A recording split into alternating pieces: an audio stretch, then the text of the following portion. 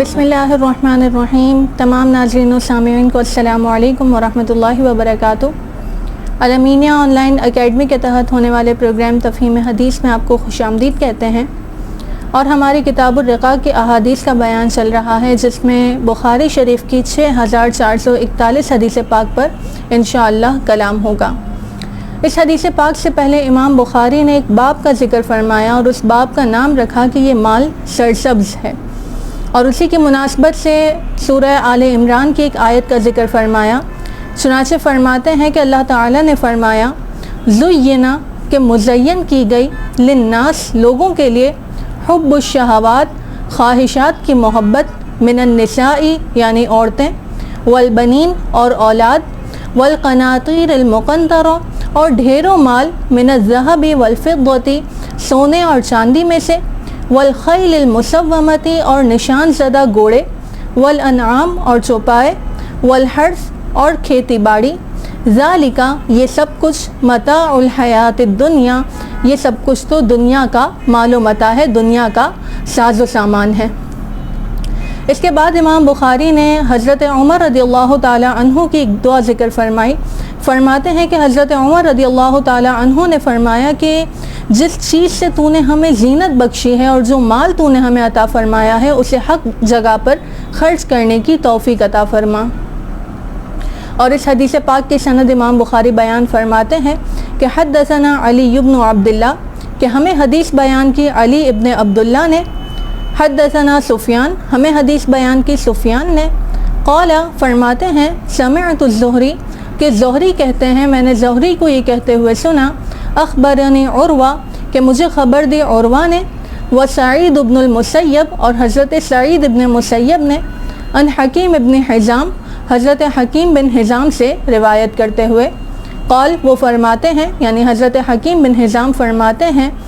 سألت النبی صلی اللہ علیہ وسلم، کہ میں نے حضور علیہ الصلاۃ والسلام سے کچھ مال طلب کیا، فأعطانی تو حضور نے مجھے وہ عطا فرمایا، ثم سألتہ پھر میں نے دوبارہ کچھ مال طلب کیا، فأعطانی پھر حضور نے مجھے دوبارہ عطا فرمایا، ثم سألتہ پھر میں نے دوبارہ طلب کیا، پھر میں نے دوبارہ سوال کیا، فأعطانی اور آپ نے مجھے عطا فرمایا، ثم قال پھر آپ نے فرمایا، ھذا المال یہ مال ہے، وربما قال سفیان اور کبھی کبھار سفیان نے ایسے بیان کیا کہ قال علی، کہ حضور نے مجھ سے یہ کہا، یا حکیم کہ اے حکیم، ان ھذا المال کہ بے شک یہ مال، خضرۃ حلوۃ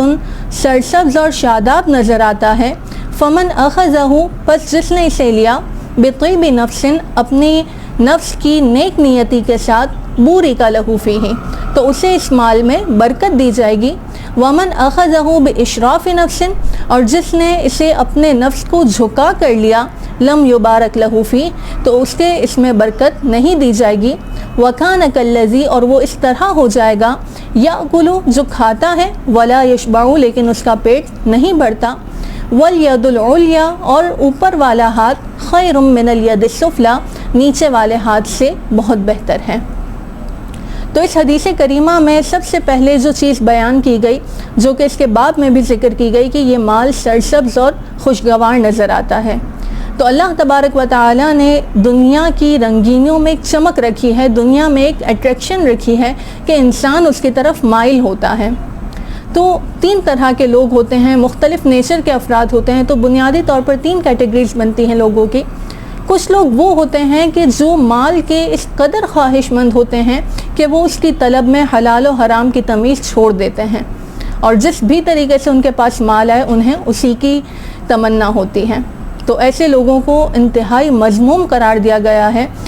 کیونکہ بے شک اس میں ایک طلب رکھی گئی ہے، انسان کے دل میں اس کی طمع ہوتی ہے، لیکن جو شرعی حدود ہیں ان کا خیال رکھنا بھی لازم و ضروری ہے۔ لہٰذا جو لوگ مال کی طلب میں شرعی حدود کو پامال کریں وہ انتہائی مذموم ہیں۔ اس کے بعد پھر دوسری طرح کے وہ لوگ ہوتے ہیں کہ جنہیں مال کی طمع تو ہوتی ہے، جو مال کو حاصل تو کرنا چاہتے ہیں، لیکن وہ شرعی حدود کو پامال نہیں کرتے، شرعی حدود میں رہتے ہوئے وہ مال کو طلب کرتے ہیں، مال کا حصول کرتے ہیں۔ ایسے لوگوں کو پہلی قسم سے بہتر قرار دیا گیا ہے کہ اگر کوئی شرعی حدود کا خیال رکھتے ہوئے مال کو حاصل کرے تو اس میں کوئی مذائقہ نہیں ہے۔ اور تیسری قسم کے سب سے اعلیٰ لوگ ہوتے ہیں، اور یہ وہ لوگ ہوتے ہیں کہ جن کے پاس مال آ رہا ہوتا ہے لیکن اس کے باوجود وہ اس مال کو نہیں لیتے، بلکہ وہ فقر کو ہی پسند کرتے ہیں، بلکہ وہ اللہ تبارک و تعالیٰ کی نعمتوں کو بانٹنے کو پسند کرتے ہیں، اپنے پاس جمع کرنا پسند نہیں کرتے۔ یہی صفات صحابہ کرام رضی اللہ تعالی عنہم اور حضور علیہ الصلاۃ والسلام کی ذات اقدس میں پائی جاتی تھیں کہ آپ کے پاس مال آتا بھی تھا تو آپ اسے اللہ کی راہ میں خرچ کر دیا کرتے تھے۔ اپنے پاس جمع کر کے رکھنا اور اس کو دیکھ کر خوش ہونا، یہ صفات نیک لوگوں میں نہیں پائی جاتی۔ بہرحال اگر کوئی مال جمع کرتا بھی ہے، مال حاصل بھی کرتا ہے، لیکن شرعی حدود کا خیال رکھتا ہے تو اس میں کوئی مذائقہ نہیں ہے، اس کے لیے ایسے کرنے میں کوئی حرج نہیں ہے۔ پھر اس کے بعد اس حدیث پاک میں فرمایا گیا کہ جس نے اسے نفس کی نیک نیتی کے ساتھ حاصل کیا، یعنی جس نے شرعی چیزوں کا خیال رکھا، شرعی اصولوں کا خیال رکھا، جائز طریقے سے مال حاصل کیا، اس کے حقوق ادا کیے، جو مال کی عبادات لازم کی گئی ہیں ان کی ادائیگی کا خیال رکھا، تو اس مال میں اس کے لیے برکت دی جائے گی۔ اور پھر حضور نے فرمایا کہ جس نے اسے اپنے نفس کو جھکا کر لیا،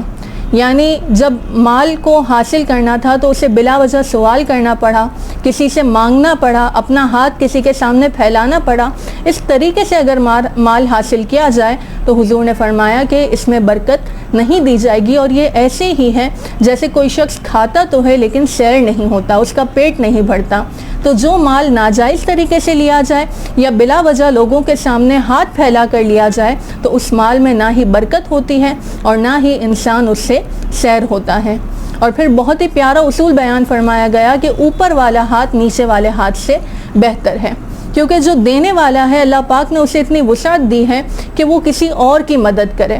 تو اگر کوئی شخص دوسروں کی مدد بہت زیادہ کرتا ہے، چاہے علمی حوالے سے ہو، مالی حوالے سے ہو، یا کسی بھی لحاظ سے اگر کوئی کسی کی مدد کر رہا ہے تو اسے اپنے نفس پر اترانا نہیں چاہیے، کیونکہ اسے یہ فضل اللہ تعالیٰ کی طرف سے ملا ہے کہ اللہ تعالیٰ نے اسے توفیق دی تو وہ دینے کے قابل ہوا، اگر اللہ تعالیٰ چاہتا تو وہ لینے والوں میں ہوتا۔ تو اگر ہم کسی کو کچھ دے رہے ہیں، ہماری طرف سے کسی کو کچھ فائدہ پہنچ رہا ہے، تو یہ اللہ کا ہم پر بہت بڑا احسان ہے، اس پر اللہ کا شکر ادا کرنا چاہیے اور اس پر کبھی بھی غرور یا تکبر میں مبتلا نہیں ہونا چاہیے۔ ساتھ ہی ساتھ یہ خیال رکھنا چاہیے کہ خاص طور پر مالی معاملات میں ہم بلا وجہ کسی سے سوال نہ کریں۔ اللہ تبارک و تعالیٰ نے جتنا کچھ ہمیں دیا ہے اسی پر راضی رہیں، اسی پر قناعت کریں، شکر گزاری کرتے ہوئے اپنا گزارا اور اپنے گھر والوں کا گزارا اسی میں کریں۔ اللہ تبارک و تعالی ہمارے اس کم مال میں ہی ہمارے لیے برکت عطا فرما دے گا۔ اللہ تبارک و تعالی سے دعا ہے کہ ہمیں صحیح طور پر احکام کو سیکھنے سمجھنے کی اور ان پر عمل کرنے کی توفیق عطا فرمائے۔ وآخر دعوانا ان الحمد للہ رب العالمین۔